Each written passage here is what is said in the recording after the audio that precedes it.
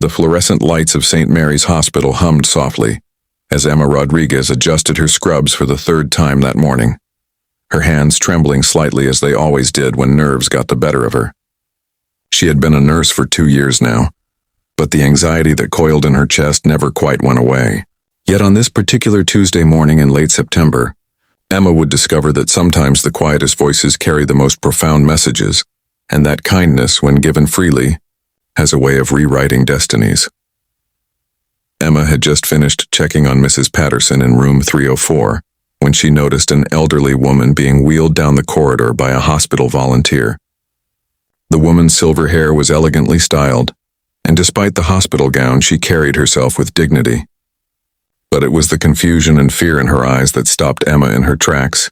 The volunteer was speaking to her, growing increasingly frustrated, his words tumbling out faster and louder as if volume could bridge whatever gap existed between them.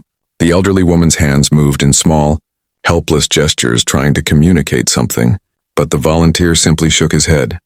If this story is touching your heart, please hit that like button, drop a comment below sharing your thoughts, and subscribe to Kindness Pulse for more inspiring stories that remind us of the beauty in human connection. Emma's heart clenched. She recognized those hand movements immediately. Before she could second-guess herself, she stepped forward. "Excuse me, I think she might be deaf." The volunteer looked relieved and quickly left, leaving Emma alone with the woman who would change everything.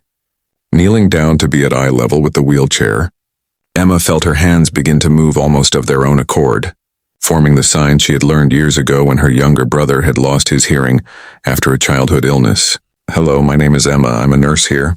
Are you okay?" She signed, her movements careful and clear. The transformation on the elderly woman's face was instantaneous and breathtaking.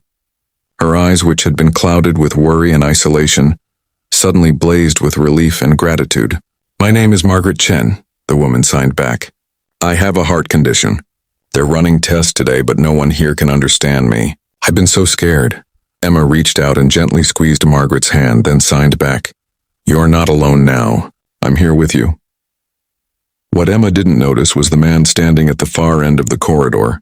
Alexander Chen, CEO of Chen Industries, a man whose face regularly graced business magazine covers, had arrived at the hospital 10 minutes earlier. He stopped dead at the sight before him, his mother looking vulnerable and afraid, and a young nurse kneeling in her scrubs, signing to his mother with such gentle patience that it made his throat tight. Alexander watched as Emma walked beside the wheelchair, her hands moving in constant conversation with Margaret, occasionally stopping to sign something that made his mother smile in the middle of what should have been a terrifying day.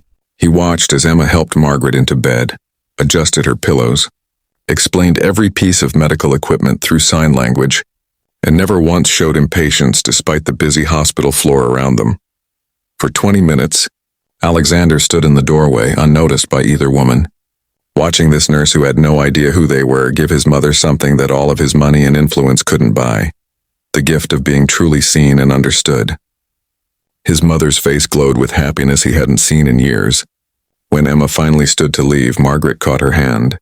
"You have a beautiful heart," she signed. "Thank you for seeing me when everyone else just saw a problem." Emma's eyes filled with tears. "You're not a problem, Mrs. Chen. You're a gift." As Emma turned to leave, she nearly collided with the tall man in the expensive suit. "I'm so sorry," she stammered. Alexander looked at her for a long moment. "I'm Alexander Chen. That's my mother, Margaret.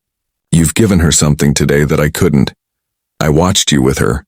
You made her feel safe, listened to her, made her laugh on what should have been one of the worst days." Emma opened her mouth to deflect the compliment, but Alexander continued. "I've spent 15 years building a company, making millions, surrounding my mother with every comfort, but I couldn't do for her what you just did in 20 minutes. You gave her yourself." He paused, glancing back at his mother. "I'm looking for someone to head a new accessibility initiative at our company. I've been interviewing candidates for months, people with impressive resumes, but none of them have what you have, the ability to truly see people. Think about it, please." Margaret signed from her bed. "He's right. You have a gift. Don't hide it. The world needs people like you." Emma's mind raced. "Mr. Chen, I'm just a nurse. I don't know anything about corporate programs. Alexander smiled. You're not just a nurse. You're someone who sees people.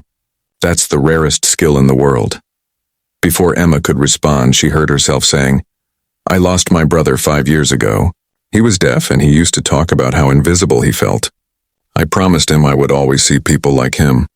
Your mother reminded me of why I made that promise. Before we get to the beautiful ending, if you've been moved by this tale of unexpected connection, please take a moment to like this video, share your stories in the comments, and subscribe to Kindness Pulse. We're building a community that believes in the power of compassion. 3 months later, Emma stood in her new office at Chen Industries headquarters overlooking the city. She had accepted Alexander's offer, though it had taken weeks of encouragement from Margaret, who had become like a second mother to her. The transition had been terrifying, but every time her anxiety threatened to overwhelm her, she remembered Margaret's face that day in the hospital, and she pushed through her fear. Under Emma's guidance, Chen Industries launched a comprehensive accessibility program that became a model nationwide. They hired interpreters, redesigned office spaces, created inclusive hiring practices, and trained every employee on disability awareness as a fundamental human value. Emma discovered that her shyness, which she had always seen as a weakness, was actually her strength.